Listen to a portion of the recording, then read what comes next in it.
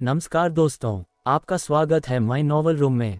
यहाँ आपको मिलेगी फैंटेसी, मार्शल आर्ट्स, सिस्टम और ड्रैगन से भरी रोमांचक कहानियाँ। अगर आपको कहानियाँ पढ़ना और सुनना पसंद है तो अभी चैनल को सब्सक्राइब करें और बेल आइकन बेल दबाना मत भूलें ताकि हमारी हर नई कहानी सबसे पहले आप तक पहुँचे। तो चलिए दोस्तों, शुरू करते हैं हमारी आज की स्टोरी। थोड़ा सा अध्ययन किया है। स्वाभाविक रूप से ये जूनियर सीनियर अंकल रमेश जैसे विशेषज्ञ के सामने दिखावा करने की हिम्मत नहीं करेगा। अगर कोई अवसर मिलता है तो ये जूनियर सीनियर से सलाह लेना चाहेगा। अंकल रमेश प्रसन्न हुए और खुशी से मुस्कुराए। अच्छा, बहुत अच्छा। अगर तुम भविष्य में स्पिरिट बीस्ट आइलैंड जाते हो तो ये किंग तुम्हें एक अद्वितीय डिवाइन टेक्निक सिखाएगा। अर्जुन बहुत खुश हुआ और इस अवसर का फायदा उठाते हुए कहा, आज कैसा रहेगा? अंकल रमेश अभी भी मुस्कुरा रहे थे और हल्के ढंग से कहा, लड़के तुम बहुत बेशर्म हो। इस किंग की डिवाइन टेक्निक कुछ ऐसी नहीं है जिसे तुम केवल इसलिए सीख सकते हो क्योंकि तुम चाहते हो। अर्जुन ने काले चेहरे के साथ कहा, सीनियर इतने कंजूस हैं और इस जूनियर की मदद करने का जरा भी इरादा नहीं रखते हैं। ये जूनियर बहुत नाखुश है। तुम खुश हो या नहीं, इससे मेरा कोई लेना देना नहीं है। अंकल रमेश हंसे, ये किंग खुश है। अर्जुन ने ठंडी सांस ली। ये लड़का नाखुश होने पर बकवास करना पसंद करता है। शायद आज की घटनाओं को 12 अध्यायों और 36 खंडों में संकलित किया जाएगा और ईस्टर्न टेरिटरी के प्रमुख भोजनालयों और चायखानों के कहानीकारों को दिया जाएगा ताकि वे सीनियर रमेश के बेमिसाल सम्मान का प्रचार कर सकें। मैंने शीर्षक भी सोच लिया है, स्पिरिट बीस्ट आइलैंड की चाची फेंग और उनका सेवक का दैनिक जीवन। आपको कैसा लगा, सीनियर रमेश?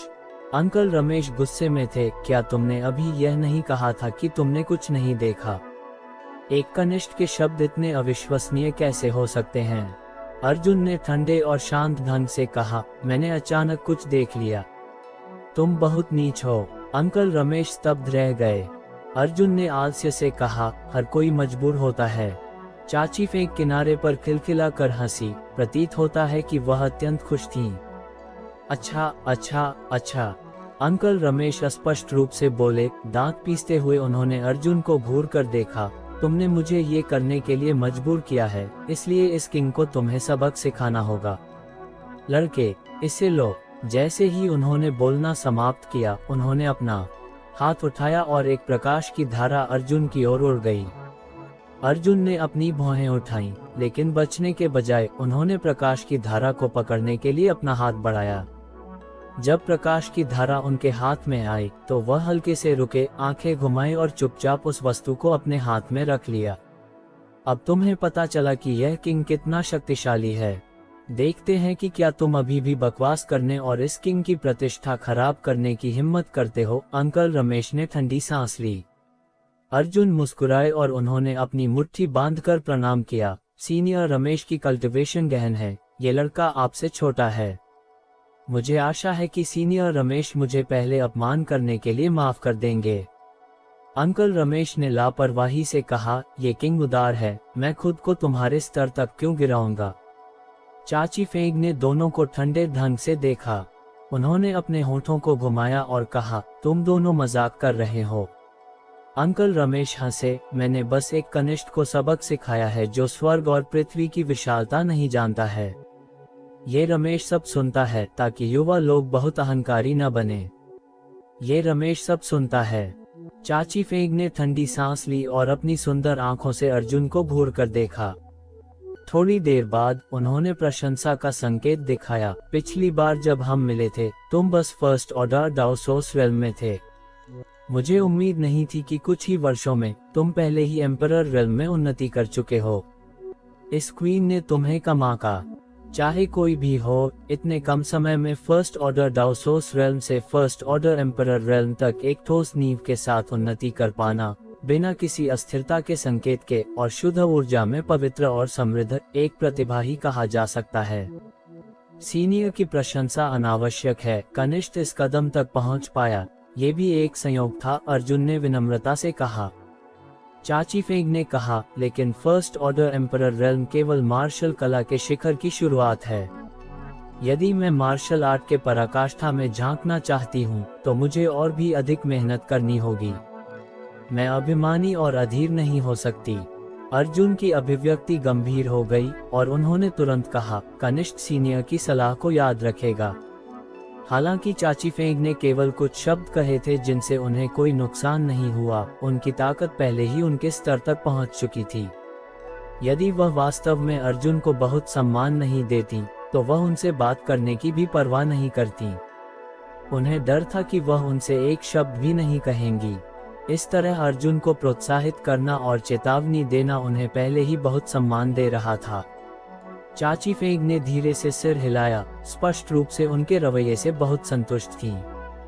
फिर उन्होंने अपनी तीखी आंखें सिकुड़ी और एक खतरनाक आभा उत्सर्जित की। उनकी तीखी नजर अर्जुन के शरीर को भेदकर उनके पीछे छिपी हुई सम्यक को घूर रही थी। उन्होंने ठंडे ढंग से कहा, क्या तुम अभी भी बाहर नहीं निकल रही हो? ये सुनकर सम्यक ने होंठ फुलाए। वह अनिच्छा से अर्जुन के पीछे से बाहर निकली। उनकी आंखें बाईं और दाईं ओर घूम रही थीं, मानो वह भागने का रास्ता तलाश रही हो। चाची फेंग क्रोधित और खुश दोनों थीं। क्या तुम्हें लगता है कि सिर्फ इस तरह छिपने से अंकल रमेश और चाची फेंग तुम्हें ढूंढ नहीं सकते? क्या तुम्हें लगता है कि तुम अंधी हो या तुम्हें लगता है कि हम अंधे हैं? सम्यक ने गुस्से से कहा, आप इतनी मजबूत हैं तो मैं कहीं भी छिप जाऊं, क्या यह एक जैसा नहीं है? तुम अभी भी पलटकर जवाब देने की हिम्मत करती हो? चाची फेंग ने अपनी भौहें उठाईं और चिल्लाईं, अगर मैं तुम्हें 3 दिनों में सबक नहीं सिखाती हूँ तो मुझे लगता है कि तुम्हें मार खाने की खुजली हो रही है, छोटी लड़की। सम्यक ने अपने होंठ भींचे और दयालुता से अंकल रमेश को देखा। उन्होंने रोने जैसी आवाज में कहा, अंकल रमेश, चाची फेंग मुझे मारना चाहती हैं। आपको मेरे लिए न्याय करना होगा। उसकी हिम्मत कैसे हुई? अंकल रमेश क्रोधित थे। उनकी आभा अचानक उमड़ पड़ी। उनका पिछला विनम्र भाव दूर हो गया और वह सूर्य की तरह चमकदार हो गए। अर्जुन गुप्त रूप से स्तब्ध रह गए। वह और एम्परर रेल्म के इन अनुभवी शीर्ष मास्टर्स के बीच के बड़े अंतर से थोड़े अवगत थे। चाची फेंग ने ठंडी सांस ली और अंकल रमेश की ओर तिरछी नजर डाली। अंकल रमेश ने ठंडी सांस ली, सम्यक, डरो मत। अगर उसकी तुम्हें मारने की सच में हिम्मत हुई तो मैं तुम क्या करोगे? चाची फेंग ने उन्हें ठंडे ढंग से देखा। अंकल रमेश तुरंत मुस्कुराए, मैं सम्यक को पकड़कर तुम्हें दे दूंगा ताकि तुम उन्हें दिल खोलकर पीट सको। सम्यक, जो अर्जुन के बगल में खड़ी थी, ने अपने दांत इतने जोर से पीसे कि वे लगभग टूट गए। इस क्षण अंकल रमेश की अभिव्यक्ति अचानक गंभीर हो गई क्योंकि उन्होंने सम्यक को एक गंभीर भाव से देखा। फिर उनका चेहरा बहुत बदल गया क्योंकि उन्होंने फुसफुसाते हुए कहा, सम्यक, क्या तुमने सील तोड़ दिया? क्या? चाची फेंग भी स्तब्ध थीं। वह सम्यक के पास झट से पहुंची, उन्हें पकड़ा और ध्यान से उनका निरीक्षण किया। कुछ देर निरीक्षण करने के बाद चाची फेंग ने पाया कि सम्यक ने वास्तव में डिवाइन सोल सील तोड़ दिया था। उनका सुंदर चेहरा पीला पड़ गया क्योंकि उन्होंने पूछा, तुमने सील कैसे तोड़ा? क्या तुम्हें किसी तरह का जीवन के लिए खतरा वाला खतरा हुआ था? किस कमीने की हिम्मत हुई तुम्हें ये करने की? उनकी आभा, जो एम्परर रेल्म के शिखर से संबंधित थी, अचानक फैल गई। उनका कोमल शरीर एक अत्यंत हिंसक आभा उत्सर्जित कर रहा था, मानो वह किसी भी क्षण मार डालेंगी। अर्जुन लापरवाह थे और सीधे कई मीटर पीछे धकेल दिए गए। उन्होंने अपने सीने में रक्त और चीखों उमड़ते हुए महसूस किया और वह लगभग सांस नहीं ले पाए। रूही ने चिल्लाया और अर्जुन से भी और अधिक पीछे हट गईं। वह कौन था? चाची फेंग को बताओ। चाची फेंग अभी जाकर उसके पूरे परिवार को नष्ट कर देंगी। चाची फेंग का हत्या का इरादा इतना घना था कि वह लगभग मूर्ख था। अंकल रमेश भी आकाश से नीचे उतरे। उनका चेहरा इतना उदास था कि उस पर से बर्फ की एक परत खुरची जा सकती थी। हालांकि उन्होंने एक शब्द भी नहीं कहा, उनका हत्या का इरादा चाची फेंग से भी अधिक स्पष्ट था। सम्यक का डिवाइन सोल सील उनका अंतिम ब्रह्मास्त्र था। इसे तोड़ना तब तक बिल्कुल असंभव था जब तक कि उन्हें कोई जीवन के लिए खतरा वाला खतरा न हो। अब जब इसके टूटने के संकेत थे, दूसरे शब्दों में, उन्हें शैटर्ड स्टासी में जीवन के लिए खतरा वाला खतरा हुआ होगा। इन दोनों मास्टर्स ने सम्यक को बड़े होते हुए देखा था, इसलिए वह किसी को भी उन्हें नुकसान पहुंचाने की कोशिश करते हुए कैसे बर्दाश्त कर सकते थे। इसलिए जब उन्होंने ध्यान दिया कि सम्यक ने डिवाइन सोल सील तोड़ दिया था, तो वे दोनों हत्या के इरादे से भर गए। सम्यक स्वाभाविक रूप से सच्चाई बताने की हिम्मत नहीं कर सकी जब उन्होंने उनकी भयानक अभिव्यक्तियां देखीं। वह केवल अपनी जीभ बाहर निकाल सकती थी और कह सकती थी, कोई मुझे नुकसान नहीं पहुंचाना चाहता, मैंने इसे गलती से तोड़ दिया। असंभव। चाची फेंग ने ठंडी सांस ली। मास्टर ने व्यक्तिगत रूप से burning moon rainbow flower seal के साथ हेवनली इल्यूजन बटरफ्लाई की आत्मा को सील कर दिया था। इसे तोड़ने की केवल एक ही शर्त है, और वह यह है कि तुम्हारा जीवन खतरे में हो। अंकल रमेश ने भी कहा, सम्यक, एक अच्छी लड़की बनो और अंकल रमेश और चाची फेंक को बताओ कि क्या हुआ। ये सचमुच कुछ नहीं है, मैंने इसे गलती से तोड़ दिया। सम्यक ने बार बार अपना हाथ हिलाया। चाची फेंग ने ठंडी सांस ली। वह जानती थी कि सम्यक के इतने जोर देने का कोई कारण जरूर होगा। वह सम्यक से सच्चाई का पता नहीं लगा सकी, इसलिए वह केवल अर्जुन की ओर मुड़ सकती थी और ठंडे ढंग से कह सकती थी, लड़के, चूंकि तुम सम्यक के साथ यहाँ दिखाई दिए, इसका मतलब है कि तुम शैटर्ड स्टासी में एक साथ यात्रा कर रहे थे। इस क्वीन को बताओ क्या हुआ। अर्जुन ने आह भरी और कहा, सीनियर्स, कृपया समझें। छोटी बहन सम्यक ने जो सील तोड़ा था, उसका कारण मैं था, तुम्हारी वजह से। अंकल रमेश ने माथे पर बल डाला और संदेह से पूछा, क्या तुमने सम्यक को मारने की कोशिश की? लेकिन यह असंभव है। हालांकि सम्यक सरल और भोली हैं, वह मूर्ख नहीं हैं। अगर अर्जुन ने वास्तव में उन्हें मारने की कोशिश की होती, तो वह अभी भी उनके साथ क्यों होती? वह जितनी दूर हो सके भाग जाती। चाची फेंग ने ठंडे चेहरे के साथ कहा, साफ साफ बताओ। अर्जुन ने सिर हिलाया, अपने विचारों को थोड़ा व्यवस्थित किया और समझाया कि सम्यक ने गलती से क्यों सोचा था कि उनका जीवन खतरे में है, इसलिए वह अचानक भावुक हो गई और अपनी डिवाइन सोल को खोल दिया। सुनने के बाद चाची फेंग और अंकल रमेश एक दूसरे को देखने से खुद को रोक नहीं पाए। वह कभी नहीं जानते थे कि सम्यक किसी और के जीवन के खतरे में होने के कारण अपनी डिवाइन सोल को खोल सकती थी। लेकिन अब जब उन्होंने ध्यान से इसके बारे में सोचा, तो मास्टर ने केवल यही कहा था कि सम्यक सील को तभी खोलेंगी जब उन्हें लगेगा कि उनका जीवन खतरे में है, लेकिन उन्होंने यह नहीं कहा था कि यह सम्यक का अपना जीवन ही होना चाहिए। ऐसा लगा कि सम्यक सामने के इस छोटे लड़के को बहुत महत्व देती थी, लगभग उन्हें अपने दिल में समान स्तर तक बढ़ा दिया था। इसलिए जब वह खतरे में थे, तो सील खोल दिया गया था। जैसे ही उनकी आंखें मिली, चाची फेंग और अंकल रमेश दोनों एक दूसरे के विचार समझ गए और उनके दिलों में एक अजीब भावना उमड़ पड़ी। उन्होंने अपना सिर घुमाया और एक ही समय में अर्जुन को भयंकर रूप से घूर कर देखा। अर्जुन के रोंगटे खड़े हो गए, लेकिन उन्होंने कुछ भी कहने की हिम्मत नहीं की। तो डिवाइन सोल को फिर से सील कैसे किया गया? ये सील मास्टर ने नहीं छोड़ा था, लेकिन यह एक अत्यंत चतुर तरीका लगता है। क्या ये हो सकता है कि तुम वह थे जिसने इसे सील किया? चाची फेंग ने अविश्वास में पूछा। अर्जुन अजीब तरह से मुस्कुराए और कहा, कनिष्ठ में ऐसी क्षमता नहीं है। यह कोई और था जिसने डिवाइन सोल को सील किया। ओह, अंकल रमेश अचानक रुचि लेने लगे। क्या छोटी पीढ़ी में कोई ऐसा है जो डिवाइन सोल को सील कर सकता है? हमें बताओ, कौन है ये छोटा लड़का जिसमें इतनी क्षमता है? वह व्यक्ति कनिष्ठ नहीं है, वह व्यक्ति है। अर्जुन के मुंह का कोना फड़का और थोड़ी देर हिचकिचाने के बाद उनके होंठ हिले और उन्होंने धीरे से 3 शब्द बोले। अंकल रमेश और चाची फेंक दोनों चौंक गए। उनकी अभिव्यक्तियां स्तब्ध थीं क्योंकि उन्होंने अर्जुन को विस्मय में देखा। अर्जुन ने हल्के से कहा, संदेह करने की कोई आवश्यकता नहीं है। ये व्यक्ति वह मास्टर है जिसके बारे में आप सोच रहे हैं। असंभव, चाची फेंक चिल्लाई। शैटर्ड स्टासी में एम्परर रेल्म से प्रवेश नहीं किया जा सकता है। वह मास्टर कितना भी मजबूत क्यों न हो, उसके लिए इस प्रतिबंध को तोड़ना असंभव है। अंकल रमेश ने भी गंभीर अभिव्यक्ति के साथ कहा, हाँ, और वह मास्टर मायावी है। वह शैटर्ड स्टासी जैसी जगह पर क्यों जाएगा? हालांकि सो स्ट्रेंथ अच्छी है, वह मास्टर शायद इसकी परवाह भी नहीं करेगा। अर्जुन ने कहा, अगर दूसरे पूछते हैं तो ये कनिष्ठ उन्हें विस्तार से नहीं बताएगा। आखिरकार यह मामला बहुत महत्वपूर्ण है, लेकिन चूंकि दोनों सीनियर स्पिरिट बीस्ट आइलैंड से हैं, इसलिए ये कनिष्ठ से छिपाएगा नहीं। मुझे उम्मीद है कि दोनों सीनियर्स के स्पिरिट बीस्ट आइलैंड लौटने के बाद आप शैटर्ड स्टार सी में क्या हुआ यह मार्शल बीस्ट आइलैंड के मास्टर को बता सकते हैं, ताकि वह कोई रास्ता सोच सकें। कोई रास्ता सोच सकें? क्या रास्ता?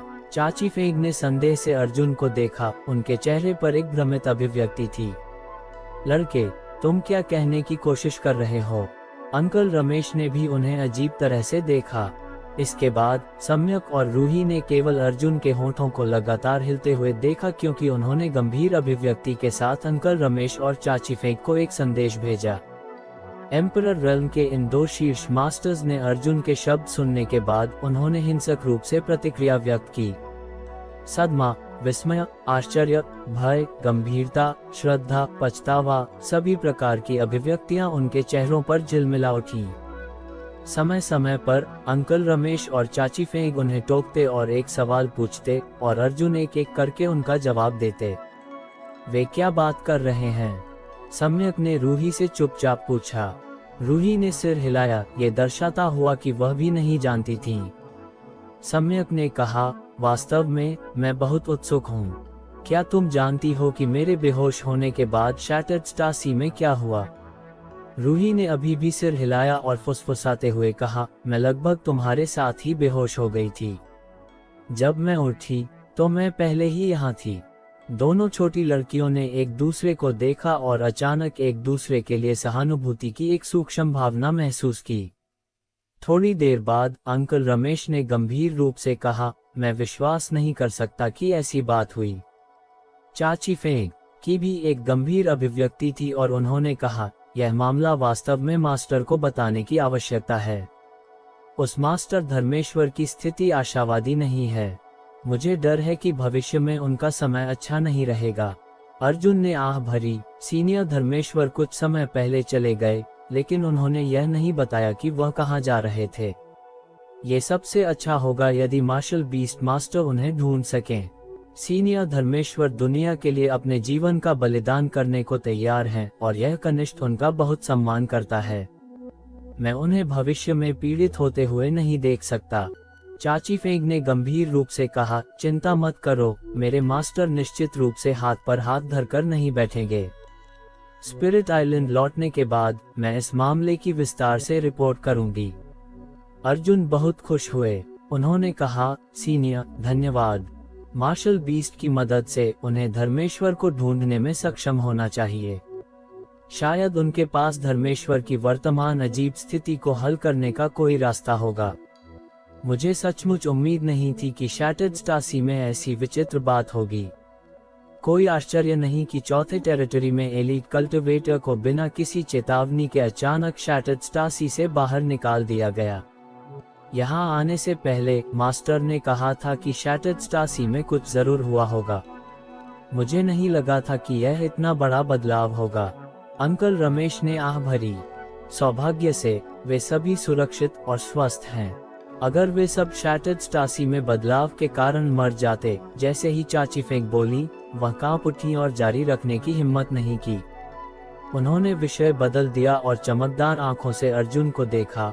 बच्चे, जब हम यहाँ आए तो कुछ ऐसा था जिसने इस क्वीन को बहुत चिंतित कर दिया। उन्होंने उस जगह की ओर इशारा किया जहाँ फीनिक्स एग था और गहरी आवाज में कहा, इस क्वीन को इसका एहसास क्यों हुआ? वहाँ है ट्रू फीनिक्स फायर की आभा। अंकल रमेश ने सदमे में चिल्लाया, फीनिक्स ट्रू फायर। बोलने के बाद उन्होंने तुरंत उस ओर देखा। जब उन्होंने फीनिक्स एग पर जटिल पैटर्न देखे तो वह हाँफने और चिल्लाने से खुद को रोक नहीं पाए। फीनिक्सस का वंश। अर्जुन ने आश्चर्य से अंकल रमेश को देखा। उन्होंने पूछा, सीनियर वास्तव में इसे जानते हैं? उनकी नॉलेज सी पर एक अजीब सीक्रेट टेक्निक द्वारा हमला किया गया था, क्योंकि वह इस पैटर्न की जासूसी कर रहे थे। तभी वह पुष्टि कर सके थे कि यह फीनिक्सस का वंश था। उन्हें उम्मीद नहीं थी कि अंकल रमेश इसे एक नज़र में पहचान लेंगे। अंकल रमेश ने थोड़ी देर तक विस्मय में इसे घूरकर देखा और फिर कहा, स्पिरिट बीस्ट आइलैंड के पास फीनिक्सेस के बारे में रिकॉर्ड हैं और इस बिंदु पर उन्होंने चाची फेंग पर हल्के से नजर डाली और जारी नहीं रखा। चाची फेंग ने पूछा, क्या यह असली ट्रू फीनिक्स फायर है? अर्जुन ने सिर हिलाया, हाँ, मैंने सुना है कि शैटर्ड स्टासी में ट्रू फीनिक्स फायर का एक अवशेष है जो ग्रेट एम्परर्स यावू के पास था। चूंकि तुम अभी शैटर्ड स्टासी से बाहर आए हो, क्या ये हो सकता है? चाची फेंग बहुत विचारशील थी और उन्होंने तुरंत कुछ जानकारी निकाल ली। अर्जुन ने इसे छिपाया नहीं। उन्होंने स्वीकार किया, सीनियर सही कह रही हैं। ट्रू फीनिक्स फायर शैटर्ड स्टासी से ही आता है। ये ग्रेट एम्परर्स यावू द्वारा छोड़ा गया एक अवशेष भी है। हालांकि उन्होंने इसका अनुमान लगाया था। अर्जुन के स्वीकार करने पर चाची फेंग हाँफने से खुद को रोक नहीं पाईं। उन्होंने थोड़ी ईर्ष्या और जलन के साथ फीनिक्स एग को देखा। ये क्वीन भी अतीत में शैटर्ड स्टासी गई थी, ट्रू फीनिक्स फायर खोजने की कोशिश कर रही थी, लेकिन अंत में उन्हें कुछ नहीं मिला। मुझे उम्मीद नहीं थी कि इसे आज देखूंगी। एक ठहराव के बाद उन्होंने माथे पर बल डाला और कहा, चूंकि यह एक फीनिक्स एग बन गया है, इसका मतलब है कि किसी ने ट्रू फीनिक्स फायर को परिष्कृत किया है। ये व्यक्ति ट्रू फीनिक्स फायर को अपने अस्तित्व को पहचानने के लिए मजबूर कर सकता है। वह कौन है? अर्जुन के बोलने से पहले सम्यक ने जवाब दिया, वह बड़ी बहन ल्यू यान है। ओह, चाची फेंग की सुंदर आंखें चमक उठी क्योंकि उन्होंने फुसफुसाते हुए कहा, वह आर्टिफैक्ट स्पिरिट। उनकी अभिव्यक्ति और लहजे से ऐसा लगा कि उन्होंने पहले सम्यक को ल्यू यान का उल्लेख करते हुए सुना था और वह जानती थी कि ल्यू यान एक आर्टिफैक्ट स्पिरिट थी। वह चिल्लाने से खुद को रोक नहीं पाई। एक तुच्छ आर्टिफैक्ट स्पिरिट को ट्रू फीनिक्स फायर द्वारा पहचाना जा सकता है। ऐसा लगता है कि यह वास्तव में भाग्य है। एक बार जब वह पुनर्जन्म लेती हैं, तो वह फीनिक्स क्लैन की विरासत को विरासत में ले सकती हैं और वास्तव में फीनिक्स क्लैन का सदस्य बनने का मौका पा सकती हैं। अर्जुन का दिल हिल गया क्योंकि उन्होंने कहा, सीनियर चाची फेंग फीनिक्स क्लैन को बहुत अच्छी तरह से जानती लगती हैं। जानती हैं? चाची फेंग ने एक अजीब अभिव्यक्ति के साथ अर्जुन पर नजर डाली। अर्जुन ने शर्मिंदगी से कहा, क्या मैंने कुछ गलत कहा? सम्यक मुस्कुराई और कहा, बड़े भाई अर्जुन, चाची फेंग के पास एक अत्यंत शुद्ध फीनिक्स क्लैन रक्त रेखा है।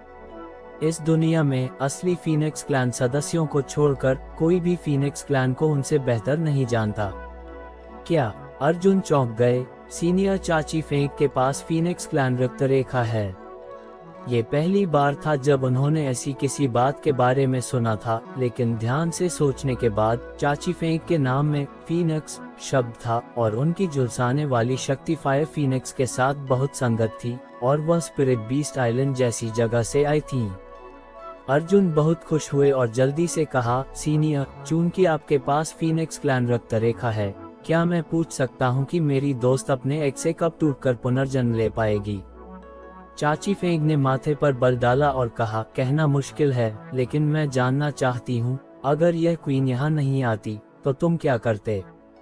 मैं क्या करता? अर्जुन हक्के बक्के रह गए और तुरंत कहा, इंतजार करता।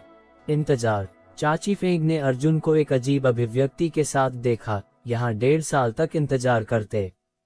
1.5 साल? इसमें इतना समय क्यों लग रहा है? अर्जुन चौंक गए। क्या ये लंबा है? ये 1.5 साल हो सकता है या ये 10 साल हो सकता है? चाची फेंग ने उपहास किया। क्या तुम्हें लगता है कि फीनिक्स ट्रू फायर को परिष्कृत करना आसान है? हालांकि तुम्हारी दोस्त इस क्षण फीनिक्स ट्रू फायर द्वारा पहचानी गई लगती है और एक फीनिक्स एग में बदल गई है, लेकिन ये सिर्फ शुरुआत है। अगर तुम सच में इसे परिष्कृत करना चाहते हो और पूरी तरह से फीनिक्स ट्रू फायर को रखना चाहते हो, तो अभी भी एक बड़ी परीक्षा है। अगर तुम्हारी दोस्त टिक नहीं पाए तो वह केवल जलकर मर जाएगी। भले ही वह टिक जाए, वह कम समय में सफल नहीं होगी। भले ही वह सफल हो जाए, वह फीनिक्स ट्रू फायर को कैसे नियंत्रित करेगी? वह फीनिक्स क्लैन के विरासत में मिले सीक्रेट स्किल्स को कैसे सीखेगी? अर्जुन ने गंभीर अभिव्यक्ति के साथ सुना। उन्होंने महसूस किया कि उन्होंने मामले को बहुत ही सरल तरीके से सोचा था। उन्हें पूरी तरह से लगा था कि बहुत जल्द ल्यू यान उनके सामने फिर से दिखाई देंगी, लेकिन चाची फेंग के शब्द सुनने के बाद उन्होंने महसूस किया कि उन्होंने खतरे को कम आंका था। चूंकि चाची फेंग के पास फीनिक्स क्लैन रक्त रेखा थी, इसलिए वह फीनिक्स क्लैन को बहुत अच्छी तरह से जानती होंगी। वह सही होंगी। अर्जुन ठंडे पसीने में डूब गए और कहा, सीनियर, कृपया मुझे कुछ सुझाव दें। चाची फेंग ने कहा, मेरे मार्गदर्शन के साथ भी तुम कुछ नहीं कर सकते। तुम फीनिक्स क्लैन की विरासत को नहीं समझते हो। अगर तुम फीनिक्स ट्रू फायर के रहस्य को नहीं समझते हो तो तुम उसकी रक्षा भी नहीं कर सकते। अर्जुन ने कहा, सीनियर, कृपया इसे स्पष्ट रूप से समझाएं। मुझे समझना चाहिए। चाची फेंग ने उन्हें देखा और ठंडी सांस ली। अगर मैं तुम्हें इतनी सारी सामग्री दूं, तो क्या तुम स्वादिष्ट भोजन से भरी मेज पका सकते हो? अर्जुन ने अपने सिर पर पसीना पोंछा और दोषी महसूस करते हुए कहा, उन्हें भूलना कोई समस्या नहीं है। सम्यक आगे बढ़ी। उन्होंने चाची फेंग का हाथ हिलाया। उन्होंने कहा, चाची फेंग, बहन ल्यूयान बहुत अच्छी इंसान हैं। अगर आप उनकी मदद कर सकती हैं तो कृपया उनकी मदद करें। चाची फेंग ने उन्हें भयंकर रूप से घूर कर देखा और कहा, मुझे यह मत दो। मैंने अभी तक तुम्हारे साथ हिसाब नहीं किया है। तुम बस पूरे दिन बाहर खेलने के बारे में सोचती हो, लेकिन तुम्हें अपनी कल्टीवेशन की बिल्कुल परवाह नहीं है। अगर तुम्हारे अंकल रमेश और मैं तुम्हें इस बार खोजने नहीं आते, तो क्या तुम फिर से भाग जाती? सम्यक ने अपने होंठ भींचे और कहा, सबसे खराब स्थिति में आप इस बार बहन ल्यूयान की मदद कर सकती हैं। मैं आपके साथ द्वीप पर वापस जाकर कल्टीवेशन करूंगी और जब तक मैं एम्परर रेल्म तक नहीं पहुंच जाती, तब तक बाहर नहीं आऊंगी, ठीक है? ओह, चाची फेंग की सुंदर आंखें चमक उठी क्योंकि उन्होंने सम्यक को घूर कर देखा और कहा, तुमने खुद कहा। सम्यक ने अपनी आंखें बंद कर ली और हताशा की अभिव्यक्ति के साथ कहा, हाँ, यह मेरा है। यह एक अच्छा सौदा है। अंकल रमेश हल्के से मुस्कुराए। चाची फेंग भी मुस्कुराई और कहा, चूंकि तुमने ऐसा कहा है, तो चाची फेंग स्वाभाविक रूप से हाथ पर हाथ धरकर नहीं बैठ सकती। सम्यक ने ठंडी सांस ली। आप प्रोत्साहन देखने तक कार्रवाई नहीं करेंगी। चाची फेंग, आप बहुत बुरी हैं। चाची फेंग खिलखिलाकर हंसी और रुचि के साथ उन्हें देखा। अभी भी पीछे हटना देर नहीं हुई है। सबसे खराब स्थिति में तुम्हारे अंकल रमेश और मैं तुम्हें जबरदस्ती वापस ले जाएंगे। यह एक जैसा ही है। सम्यक भड़क उठी और उन्होंने अपने पैर पटके, मुझे आपसे नफरत है। चाची फेंग की मुस्कान फीकी पड़ गई क्योंकि उन्होंने अर्जुन को देखा और कहा, अगर तुम्हें बुरा न लगे तो मैं फीनिक्स एग को वापस स्पिरिट बीस्ट आइलैंड ले जाऊंगी और उसकी रक्षा के लिए फीनिक्स क्लैन की सीक्रेट टेक्निक डालूंगी। इसे वापस स्पिरिट बीस्ट आइलैंड ले जाएं। अर्जुन थोड़े खोए हुए थे और उस जगह की ओर देखे बिना नहीं रह सके जहां फीनिक्स एग था। चाची फेंग ने कहा, तुम भी स्पिरिट बीस्ट आइलैंड जा सकते हो। हालांकि स्पिरिट बीस्ट आइलैंड में ज्यादा मेहमान नहीं आते, चूंकि तुम सम्यक के दोस्त हो, तुम कुछ समय के लिए द्वीप पर रह सकते हो। मुझे विश्वास है कि मास्टर मना नहीं करेंगे। सम्यक की आंखें चमक उठी और उन्होंने तुरंत चिल्लाया, हाँ बड़े भाई अर्जुन, मेरे साथ स्पिरिट बीस्ट आइलैंड आओ। हमारा स्पिरिट बीस्ट आइलैंड बहुत सुंदर है। उनके चेहरे पर एक उत्सुकता भरी अभिव्यक्ति थी और उनकी सुंदर आंखें चमक रही थीं। अर्जुन उन्हें देख नहीं पाए, इसलिए उन्होंने चाची फेंग को देखा और कहा, सीनियर के अनुमान के अनुसार ल्यूयान को फीनिक्स ट्रू फायर को परिष्कृत करने में कितना समय लगेगा? चाची फेंग ने कहा, कम से कम 1 साल।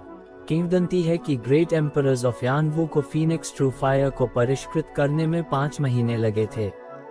1 साल सबसे रूढ़िवादी अनुमान है और यह इस आधार पर है कि सब कुछ सुचारू रूप से चलता है। 1 साल, अर्जुन ने आह भरी और कहा, फिर सीनियर उन्हें ले जा सकती हैं। जहां तक स्पिरिट बीस्ट आइलैंड की बात है, कनिष्ठ जब मौका मिलेगा तब वहां जाएगा। अभी कुछ चीजें हैं जिनसे निपटना बाकी है। ये सुनकर सम्यक निराश दिखी।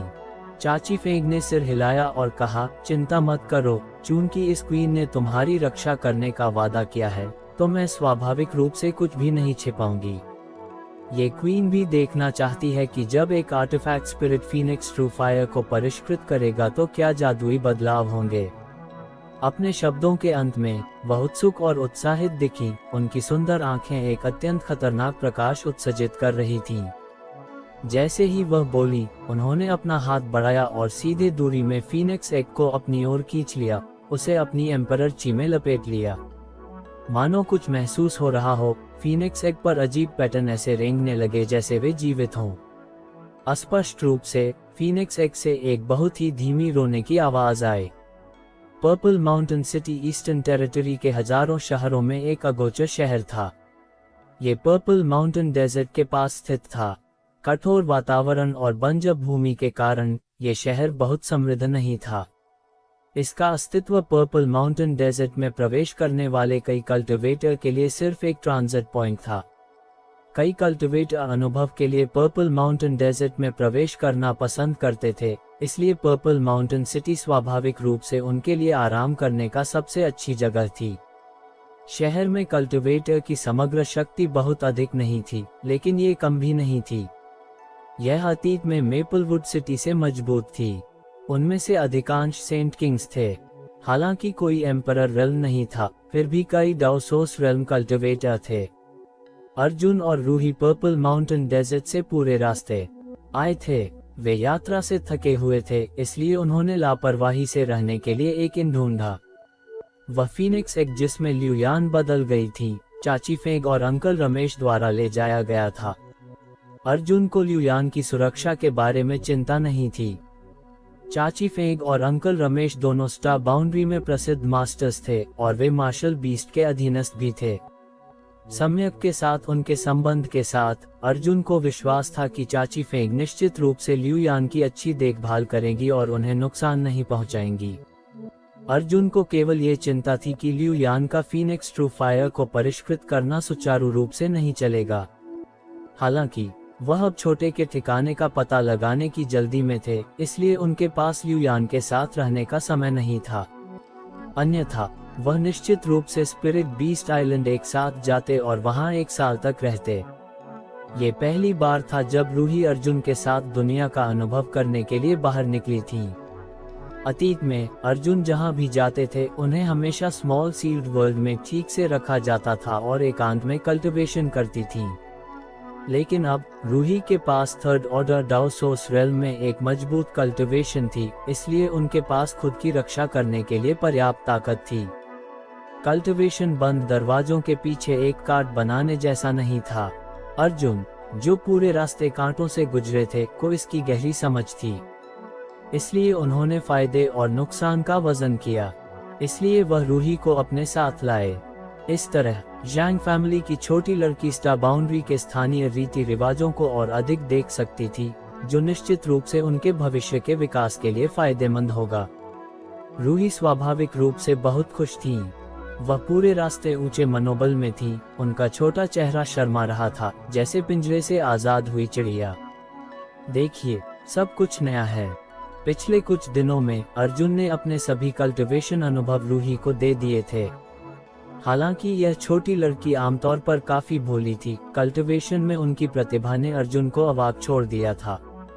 रूही अक्सर कई महत्वपूर्ण कल्टिवेशन प्रश्नों के बारे में अनुमान लगा पाती थी, और अगर अर्जुन की गहन नींव नहीं होती, तो वह उनके सवालों का जवाब नहीं दे पाते। उन्होंने अपनी खुद की कल्टिवेशन पथ की पुष्टि करने के लिए अपने दिमाग पर जोर दिया। कम से कम उन्होंने उनके सामने खुद को शर्मिंदा नहीं किया। रूही को पढ़ाते हुए अर्जुन अपनी खुद की कल्टिवेशन के बारे में नहीं भूले। अब जब वह अभी एम्परर रेल्म में टूट गए थे, तो वह मुश्किल से मास्टर के खिताब के लायक थे। हालांकि उनके शरीर में एम्परर ची विभिन्न दुर्घटनाओं के कारण पूरी तरह से बदल गया था, उन्हें टूटने के बाद केवल थोड़ा समय ही हुआ था। अपनी खुद की शक्ति और एम्परर रेल्म के उपयोग की उनकी समझ में अभी भी एम्परर रेल्म के अनुभवी ताकतों और उनके बीच एक अंतर था। जितना अधिक उन्होंने कल्टिवेशन किया, उतना ही अधिक उन्होंने महसूस किया कि मार्शल दाव असीम था। अर्जुन ने एक ऊंचे पहाड़ की ओर देखा और उनके खून में उबाल आ गया। खासकर जब उन्होंने दो ग्रेट एम्परर्स के बीच की लड़ाई को याद किया, तो राक्षसी शक्ति जो उनके हर कदम के साथ शुरू हुई थी, अर्जुन रुक नहीं पाए। वह उस दिन की प्रतीक्षा कर रहे थे जब वह ऐसे स्तर तक पहुंच सकते थे या उससे भी आगे निकल सकते थे। पर्पल माउंटेन सिटी पहुंचने के बाद अर्जुन ने यादृच्छिक रूप से एक इन ढूंढा और रहने के लिए 2 कमरे मांगे। फिर उन्होंने लापरवाही से अपने कमरे में कुछ रिस्ट्रिक्शंस रखे। पर्पल माउंटेन सिटी में ज्यादा मास्टर्स नहीं थे, वह एम्परर रेल्म में अकेले थे, इसलिए उन्हें किसी से परेशान होने की चिंता नहीं थी। हालांकि कल्टीवेशन के दौरान परेशान होना हमेशा अप्रिय होता था, इसलिए रेस्ट्रिक्शंस अपरिहार्य थे। रेस्ट्रिक्शंस लगाने के बाद अर्जुन ने हाथ बढ़ाया और अपने स्पेस रिंग से कुछ निकाला। यह एक नीली पत्थर थी जिसका आकार एक लोंगान जितना था और उसका आकार अत्यंत अनियमित था। पहली नज़र में इसमें कुछ भी खास नहीं था। अपने अजीब रंग के अलावा इसकी उपस्थिति साधारण थी और इसमें मजबूत ऊर्जा उतार चढ़ाव नहीं था। यह एक अत्यंत सस्ता रिफाइनिंग मटेरियल लगता था। हालांकि यह नीली पत्थर अंकल रमेश द्वारा बनाई गई थी। इससे पहले अंकल रमेश ने अपना हाथ बढ़ाया और अर्जुन की ओर एक प्रकाश की धारा भेजी थी। वह चीज जिसे अर्जुन ने पकड़ा था वह यह नीली पत्थर थी। पर्पल माउंटेन डेजर्ट से पूरे रास्ते अर्जुन के पास इस पत्थर में निहित रहस्य की सावधानीपूर्वक जांच करने का समय नहीं था। अब जाकर उन्हें शांत होने और इसका पता लगाने का अवसर मिला। पत्थर को अपनी हथेली पर रखते हुए अर्जुन ने अपने डिवाइन सेंस को एक गंभीर भाव के साथ इसकी जांच करने के लिए जारी किया। जल्द ही उनकी अभिव्यक्ति चौंक गई क्योंकि उनका डिवाइन सेंस बाहर निकल आया और अदृश्य धागों की तरह पत्थर के चारों ओर लपेट गया। अर्जुन की अभिव्यक्ति अत्यधिक सदमे, विस्मय, उत्तेजना और प्रशंसा की बन गई। उनके डिवाइन सेंस की जांच के तहत हालांकि इस नीली पत्थर की सतह बरकरार थी, इसका आंतरिक भाग खंडित था। इन सब का कारण ये था कि इस पत्थर का अंदरूनी भाग अनगिनत छोटे बालों जैसी वॉइड क्रैक्स से भरा हुआ था। ये वॉइड क्रैक्स नग्न आंखों से पता लगाना लगभग असंभव थे और अगर अर्जुन का डिवाइन सेंस नहीं होता तो वह उन्हें चूक जाते। इस पत्थर में वॉइड क्रैक्स निश्चित रूप से अंकल रमेश द्वारा पहले से नहीं बनाए गए थे। सबसे अधिक संभावना है कि जब अर्जुन ने उनसे डिवाइन टेक्निक सिखाने के लिए कहा तो अंकल रमेश ने लापरवाही से उन्हें बनाया था। फिर भी यह अर्जुन को सदमे में डालने के लिए काफी था। वह भी डाओ ऑफ स्पेस में निपुण थे, इसलिए वह स्वाभाविक रूप से जानते थे कि एक चट्टान के भीतर इतने सारे छोटे स्पेशल क्रैक्स बनाना कितना मुश्किल था, इसे नुकसान पहुंचाए बिना। इसके लिए डाओ ऑफ स्पेस पर अत्यंत सटीक नियंत्रण, साथ ही डाओ ऑफ स्पेस की अत्यंत गहरी समझ की आवश्यकता थी। अर्जुन के पास बहुत सारे स्पेस सीक्रेट टेक्निक्स थे जिनमें मून ब्लेड, एक्साइल और निहिलिटी शामिल थे। वह अंतरिक्ष के एक निश्चित क्षेत्र को तुरंत स्थिर करने के लिए प्रिंसिपल्स ऑफ स्पेस का उपयोग भी कर सकते थे। स्पेस फोर्स और डिवाइन टेक्निक का यह उपयोग सब कुछ उन्होंने एक अच्छे शिक्षक के किसी भी मार्गदर्शन के बिना समझा था। उन्होंने सोचा था कि डाओ ऑफ स्पेस में उनकी उपलब्धियां अत्यंत गहरी थीं। लेकिन इस क्षण इस नीली पत्थर का निरीक्षण करने के बाद अर्जुन ने महसूस किया कि वह कुएं का मेढक थे, कुएं का मेढक। कम से कम वह नहीं कर सकते थे जो अंकल रमेश ने किया था। वह डाओ ऑफ स्पेस को इतने नाजुक ढंग से नियंत्रित नहीं कर सकते थे और वह उसकी सतह को नुकसान पहुंचाए बिना और उसे बरकरार रखते हुए पत्थर के अंदर इतने सारे वॉइड क्रैक्स नहीं बना सकते थे। प्रशंसनीय, वास्तव में प्रशंसनीय। अर्जुन का दिल जुनून से जल रहा था। हालांकि उन्होंने लंबे समय से सुना था कि ईस्टर्न टेरिटरी के स्पिरिट बीस्ट आइलैंड के अंकल रमेश पूरे स्टार बाउंड्री में डाओ ऑफ स्पेस में सबसे निपुण मास्टर थे। अर्जुन ने हमेशा सोचा था कि वह बहुत पीछे नहीं थे, लेकिन आज उनकी आंखें आखिरकार खुल गई थीं। अगर डाओ ऑफ स्पेस को एक पेंटिंग कहा जा सकता था तो अंकल रमेश सबसे उत्कृष्ट चित्रकार थे। सिर्फ एक स्याही के छींटे के साथ एक अद्भुत पेंटिंग अर्जुन के सामने दिखाई दी। ये स्वाभाविक और अनियंत्रित थी, लोगों को विस्मय की भावना देती थी। जहां तक अर्जुन की बात है, हालांकि वह भी पेंटिंग कर सकते थे, वह अंकल रमेश से बहुत खराब थे। उनके पास अभी भी एक लंबा रास्ता था। इस पत्थर में हर छोटे वॉइड क्रैक में अंकल रमेश की डाओ ऑफ स्पेस की समझ और अनुप्रयोग निहित था और बाहर से अंदर तक ये धीरे धीरे और अधिक गहन होता जा रहा था। बाहर के वॉइड क्रैक्स अपेक्षाकृत मोटे थे और अत्यंत अस्थिर लगते थे, मानो वे किसी भी समय ढह सकते थे, लेकिन अंदर जितने गहरे वॉइड क्रैक्स उतने ही उत्तम और स्थिर होते गए। अर्जुन ने वॉइड क्रैक्स की परत दर परत जांच की और पाया कि अंकल रमेश ने डाउ ऑफ स्पेस में अपनी वृद्धि को पूरी तरह से उनके सामने प्रस्तुत किया था, बिना किसी छिपाव के। ये वॉइड क्रैक्स बस अंकल रमेश के जीवन के काम का क्रिस्टलीकरण थे। उन्होंने इसे इस पत्थर में वॉइड क्रैक्स के एक ब्रांड में बिना किसी रोक टोक के बदल दिया था और अर्जुन को सौंप दिया था। ये चीज अंकल रमेश से स्पेस डिवाइन टेक्निक सीखने से कई गुना अधिक मूल्यवान थी। यह अंकल रमेश के लिए अपनी पूरी विरासत अर्जुन को प्रदान करने के बराबर था, लेकिन अर्जुन कितना समझ सकते थे, यह उनकी अपनी प्रतिभा और कड़ी मेहनत पर निर्भर करेगा। अचानक अर्जुन की अभिव्यक्ति बदल गई और उन्होंने पत्थर के केंद्र बिंदु की जांच करने के लिए अपने डिवाइन सेंस का उपयोग किया। अगले ही पल उनकी सांस रुक गई और उनका दिल तेजी से धड़कने लगा। उन्होंने पाया कि इस पत्थर के केंद्र बिंदु पर एक बहुत छोटा ब्लैक होल था। ये बिल्कुल वैसा ही था जैसे बैनिशिंग सीक्रेट टेक्निक का उपयोग करके उन्होंने जो ब्लैक होल बनाया था, वह अनगिनत बार सिकुड़ गया था। हालांकि यह ब्लैक होल इतना छोटा था कि नग्न आंखों से अगोचर था, फिर भी इसने ये धारणा दी कि यह सभी चीजों को निगल सकता है। जब अर्जुन ने इसकी जांच के लिए अपने डिवाइन सेंस का उपयोग किया, तो इसे पूरी तरह से निगल लिया गया। ये बस दिव्य कौशल, अविश्वसनीय शिल्प कौशल। अगर पिछले वॉइड क्रैक्स ने पहले ही अर्जुन को पर्याप्त सदमा दिया था, तो इस अंतिम ब्लैक होल की उपस्थिति ने उन्हें गहरा सदमा महसूस कराया और अंकल रमेश और उनके बीच के अंतर के बारे में तेजी से जागरूक किया। डाउ ऑफ स्पेस के संदर्भ में अंकल रमेश वास्तव में उनसे बहुत आगे थे और वह इस क्षण किसी से तुलना करने लायक नहीं थे। अर्जुन विस्मय से भर गए। यह उनकी कल्पना से परे था कि इतना छोटा पत्थर इतने सारे रहस्यों को समाहित कर सकता है। अपने सदमे से उबरने के बाद अर्जुन ने इस पत्थर पर अपना पूरा ध्यान दिया, मानो वह पागल हो गए हों। वह इस पत्थर में निहित रहस्यों को परत दर परत उतारना चाहते थे और अंकल रमेश की डाउ ऑफ स्पेस में सभी उपलब्धियों को अवशोषित करना चाहते थे। एक पल में अर्जुन सब कुछ भूल गए और इस पत्थर के रहस्यों में पूरी तरह से डूब गए, खुद को बाहर निकालने में असमर्थ थे। उन्होंने एक एक करके स्पेशल रिफ्ट्स की जांच की, उनकी स्थिरता और छिपे हुए रहस्यों को महसूस किया, उनके निर्माण की प्रक्रिया का अनुभव किया। ऐसा लगा जैसे वह अंकल रमेश को तोड़कर अपनी इच्छानुसार उनका अध्ययन करने वाले थे। 1 दिन, 2 दिन, 5 दिन, 10 दिन।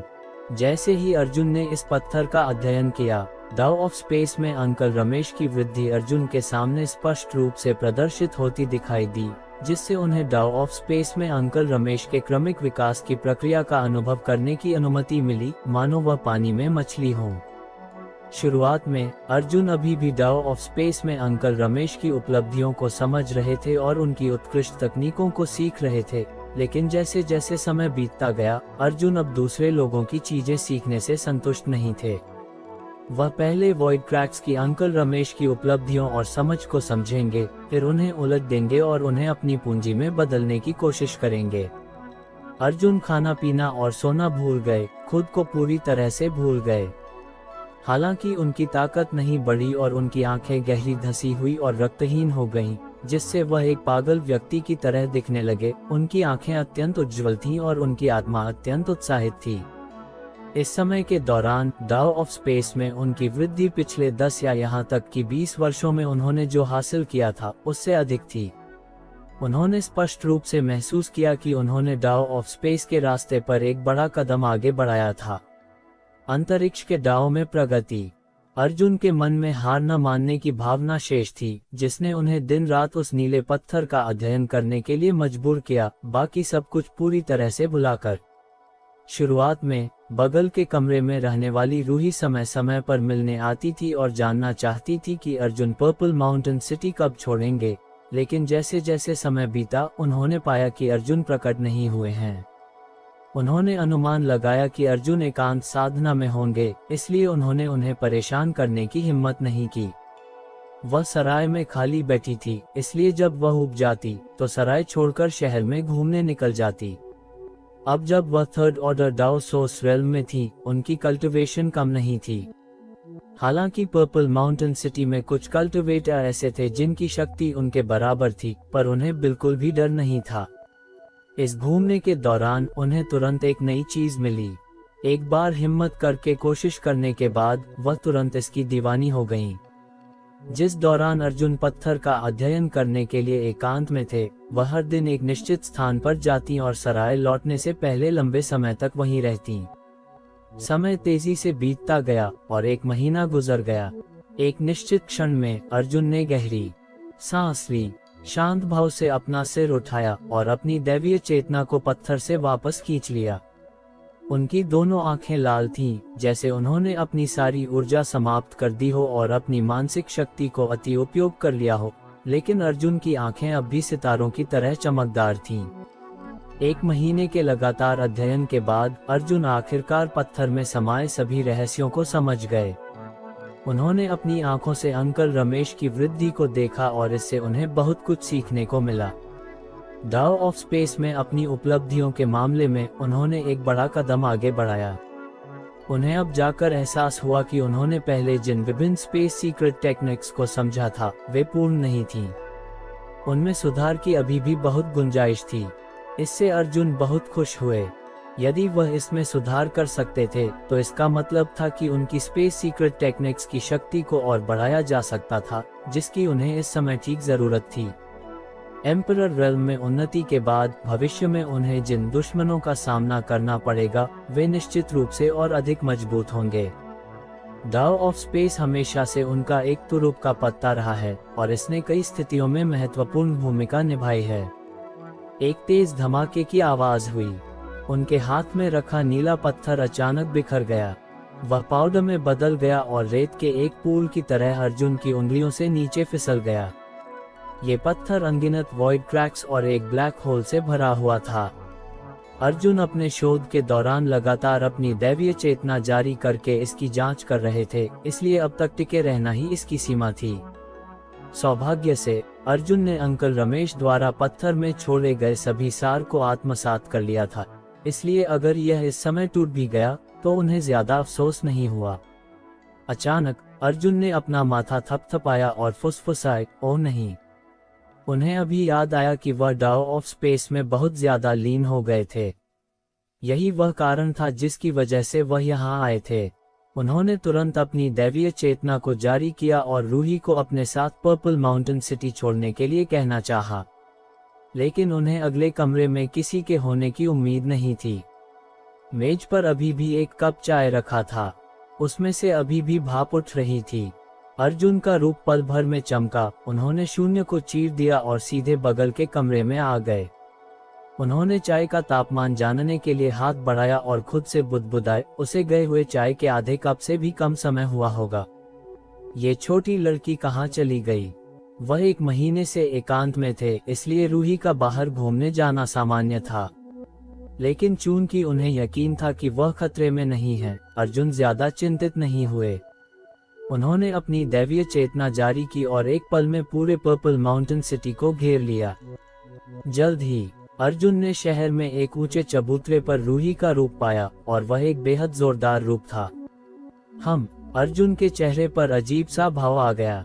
कुछ देर सोचने के बाद उन्होंने सराय के भुगतान के तौर पर कुछ सोस क्रिस्टल्स मेज पर लापरवाही से फेंक दिए। फिर उन्होंने अपनी स्पेस सीक्रेट टेक्निक का इस्तेमाल किया और सीधे कमरे से निकल गए।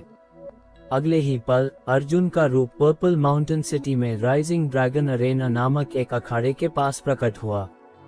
वह बिना किसी निशान के प्रकट हुए और किसी ने ध्यान नहीं दिया। आसपास के कुछ कल्टिवेटर को छोड़कर जिन्होंने उन्हें अजीब तरह से देखा, किसी और ने उन्हें नोटिस नहीं किया।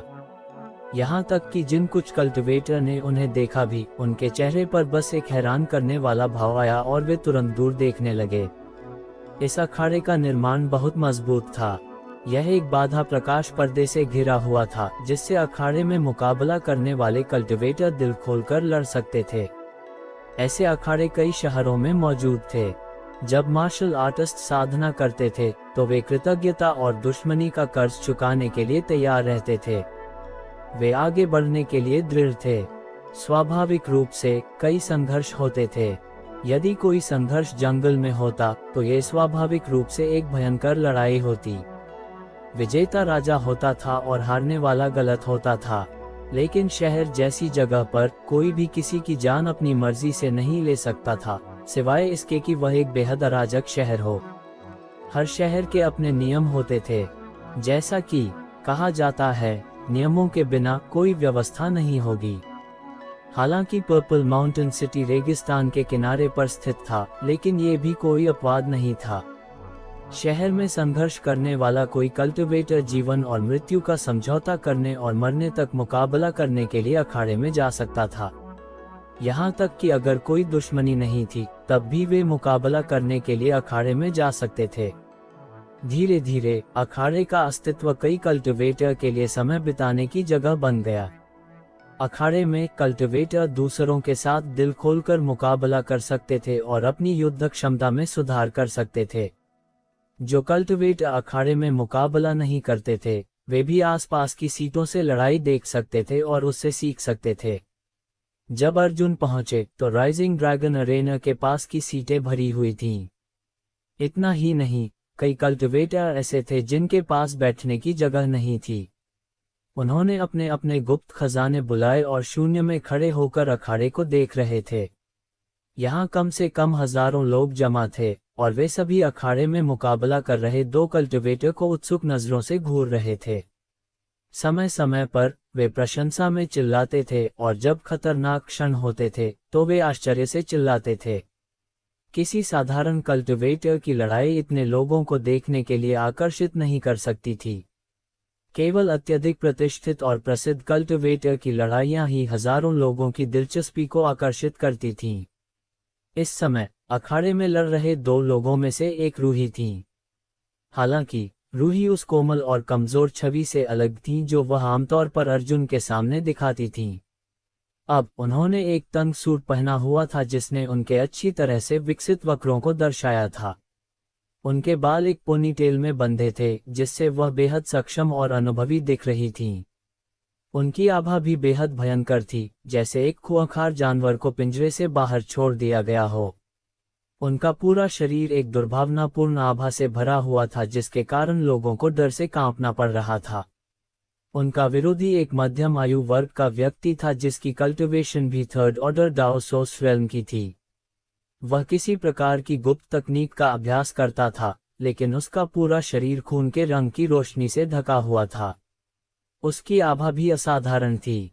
इस समय दोनों लोग अखाड़े में जोरदार लड़ाई लड़ रहे थे।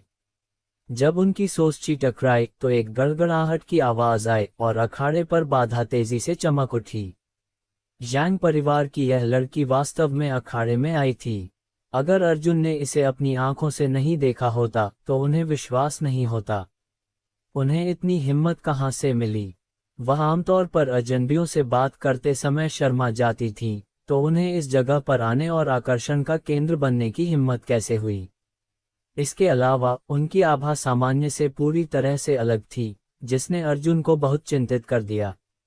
अर्जुन जानते थे कि रूही की रक्त रेखा की शक्ति बहुत अजीब थी। उनके सभी बदलाव उनकी रक्त रेखा से संबंधित थे। हालांकि उनका विरोधी एक बेहद शक्तिशाली व्यक्ति लगता था। वह पर्पल माउंटेन सिटी में बहुत प्रसिद्ध होगा, अन्यथा इतने सारे लोगों को लड़ाई देखने के लिए कैसे आकर्षित कर सकता था? निश्चित रूप से, जैसे ही अर्जुन गुप्त रूप से अनुमान लगा रहे थे, चारों दिशाओं से कुछ लोगों की आवाजें आईं। आज की लड़ाई एक ड्रैगन और एक बाघ के बीच एक भयंकर लड़ाई होगी। मुझे आश्चर्य है कि अंत में कौन विजयी होगा। इसमें क्या सस्पेंस है? बेशक ये ब्लडी हैंड अघोर है। हालांकि अघोर किसी भी सेक्ट से संबंधित नहीं है। वह 50 साल पहले से पर्पल माउंटेन सिटी के चारों ओर घूम रहा है। यहाँ उसकी बहुत अधिक प्रतिष्ठा और शक्ति है, खासकर अखाड़े की लड़ाई में। उसे कभी कोई योग्य प्रतिद्वंद्वी नहीं मिला है। उसके साथ लड़ने वाले सभी दुश्मन हार गए हैं। वह पर्पल माउंटेन सिटी का सुनहरा साइन बोर्ड है। वह बिना किसी सेक्ट के थर्ड ऑर्डर डाओसोस रेल्म तक कल्टिवेशन कर सकता है। यह अघोर वास्तव में अद्भुत है। अगर वह किसी बड़े सेक्ट में शामिल हो जाता तो क्या उसके लिए एम्परर बनना बस कोने के आसपास नहीं होता? हे, आप इसके बारे में नहीं जानते। मैंने सुना है कि अघोर को डेसोलेट पर्पल माउंटेन में एक प्राचीन गुफा मिली और उसे एक बेहद गहरा उत्तराधिकार मिला। इसलिए उसे किसी भी सेक्ट में शामिल होने की जरूरत नहीं है। कुछ साल पहले अहान टेम्पल का थर्ड ऑर्डर डाउसोस रेल्म का एक कल्टिवेटर यहाँ से गुजर रहा था। मुझे नहीं पता कि अघोर के साथ उसका क्या संघर्ष था, लेकिन दोनों अखाड़े में लड़े। अंदाजा लगाओ क्या हुआ और क्या। बेशक अघोर जीता। अहान टेम्पल के उस कल्टिवेटर को 10 से भी कम चालों में अखाड़े से बाहर खदेड़ दिया गया।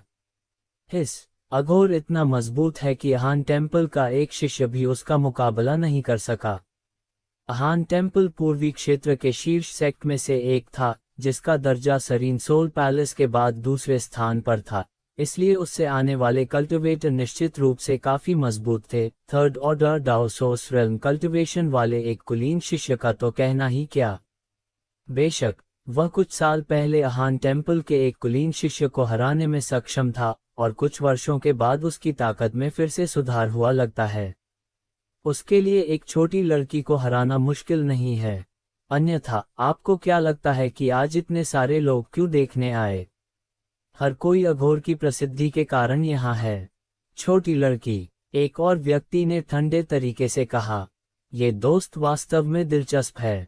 क्या आप उस राक्षसी कन्या के सामने उसे छोटी लड़की कहने की हिम्मत करते हैं? अगर आप करते हैं तो मैं आपको दादाजी कहूंगा।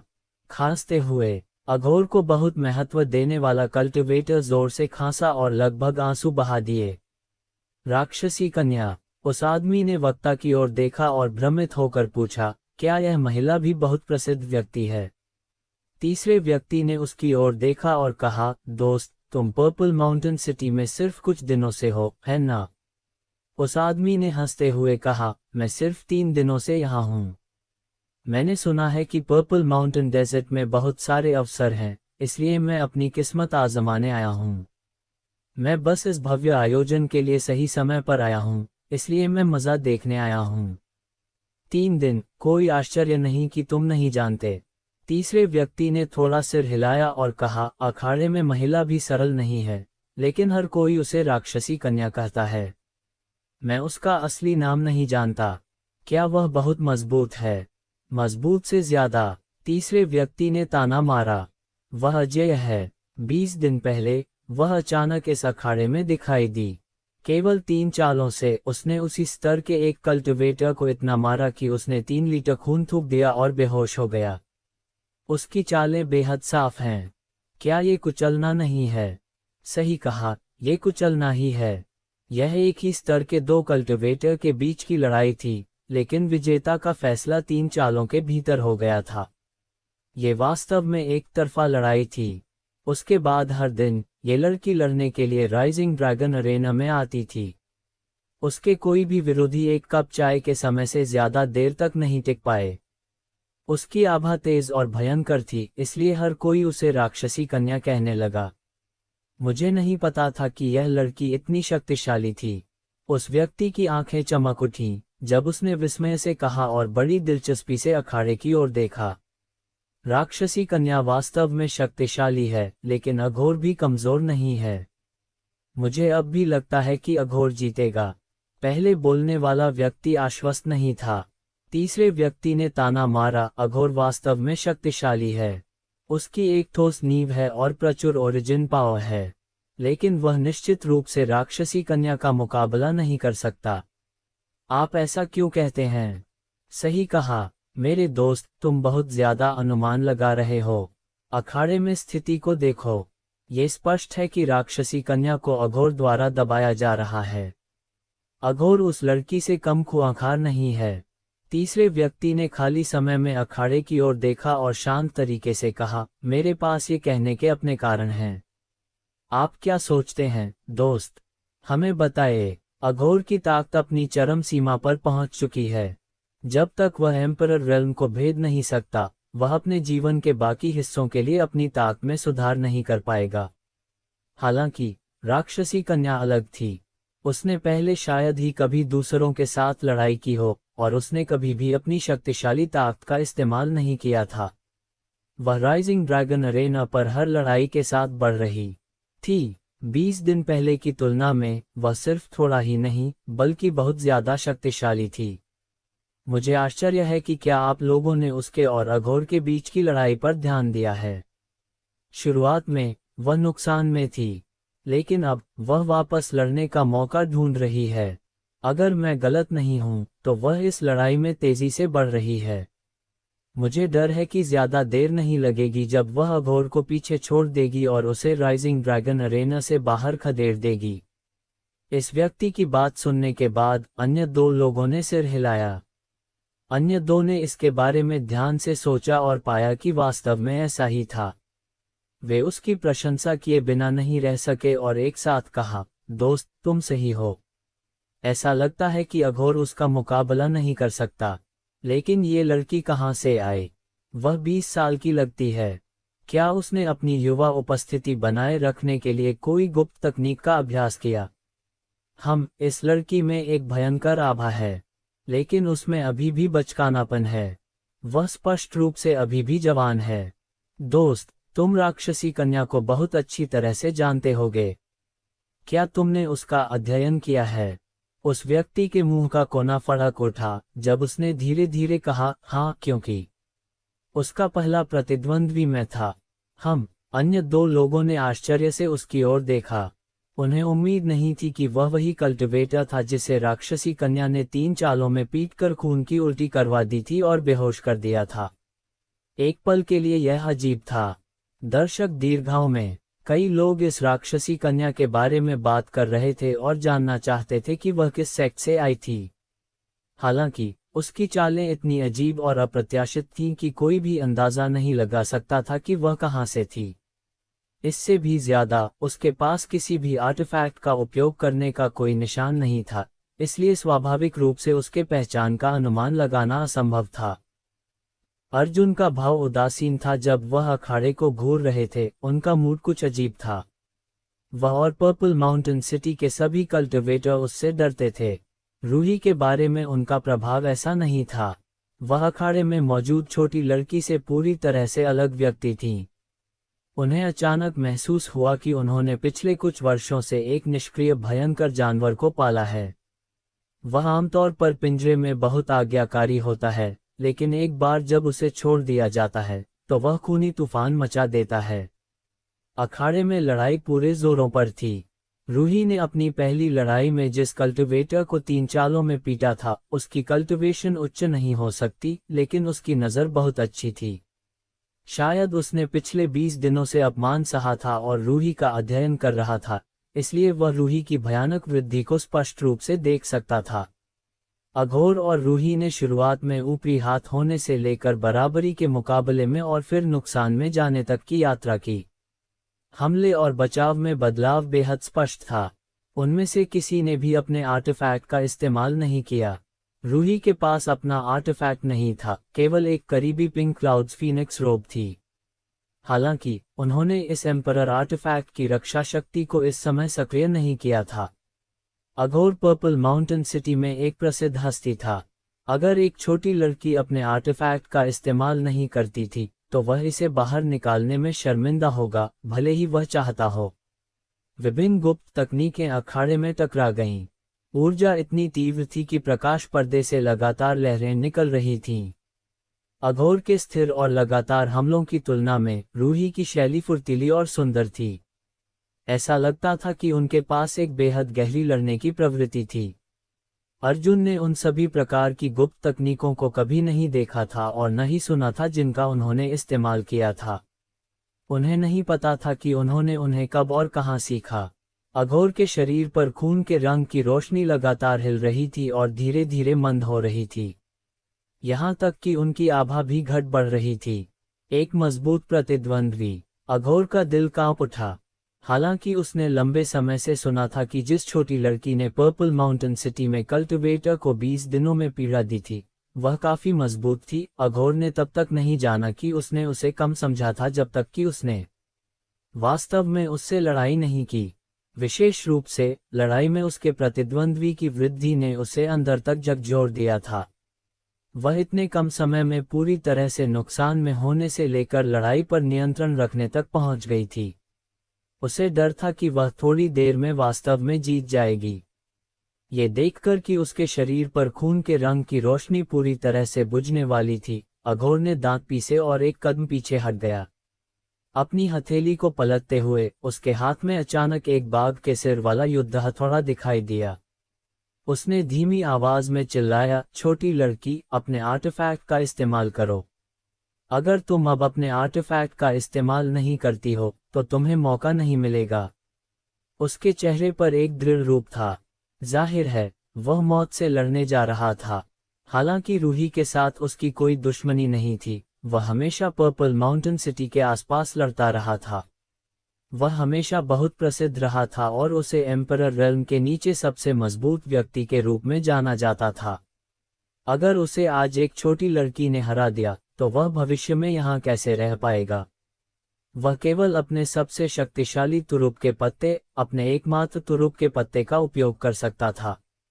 हालांकि उसने फिर भी रूही से अपने आर्टिफैक्ट का उपयोग करने के लिए कहा ताकि वह लड़ाई में उसका फायदा न उठाए। अप्रत्याशित रूप से रूही ने बस धीरे धीरे सिर हिलाया और उदासीन तरीके से कहा, मेरे पास कोई आर्टिफैक्ट नहीं है। क्या? अघोर की आंखें चौड़ी हो गईं और फिर वह गुस्से में आ गया, जब तुम दूसरों को नीचा दिखाती हो तो तुम्हें एक सीमा रखनी चाहिए। उसने सोचा कि रूही उसे नीचा दिखा रही थी। आखिरकार किस कल्टिवेटर के पास अपना आर्टिफैक्ट नहीं होता था। इससे भी ज्यादा, रूही थर्ड ऑर्डर डाउसोस रेल्म में एक कल्टिवेटर थी। इतनी ताकत के साथ उनके पास आर्टिफैक्ट कैसे नहीं हो सकता था। हालांकि वह नहीं जानता था कि रूही सच कह रही थी।